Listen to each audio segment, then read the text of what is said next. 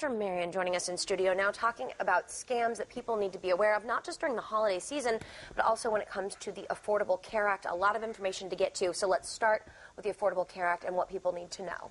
People need to know that they don't ever give any information over the phone, not even your shoe size, nothing. Not even your shoe size. What kind of scams are we seeing affiliated with the Affordable Care Act? You have people calling up and say, we now have this new act, we need to redo all of your information. Then they start asking for your name, address, telephone number, your social security number, all of your information, and that goes into the scam system, and then you get other scammers using that same information, and you get inundated. And just not good at all. Number 2 on the list, holiday donations and charity scams. It's the time of year when we love to give back, but you have to make sure your money is going to the right places. They count on you being a senior with a big heart and being very generous, and they get all of your information. Do not ask anybody asking anything on the telephone or even in your email. Do not give any information. If you want to give to a charity, call up that charity and say you want to make a donation. Make sure it goes to the charity that you actually want, because anybody can be scammed. And I know I've heard of scams in the past where people come to your door and say they're claiming to be affiliated with a certain organization, but they're lying to you.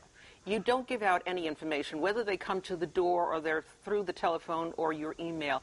We've got all of the ways to protect yourself with this Philips Lifeline. You go to livingsafer.tv and they can get a free brochure. It has all of these things that we can't cover in this very short segment.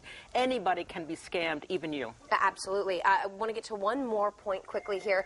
Robocalls coming in claiming that they can get you medical products at a discount. Talk to us about how that works. They call up and say, firstly, it's usually an automatic call. Then somebody gets on the phone, a real person, and says, we've got this great deal, whether it's a medical piece of equipment or some sort of pharmacy thing.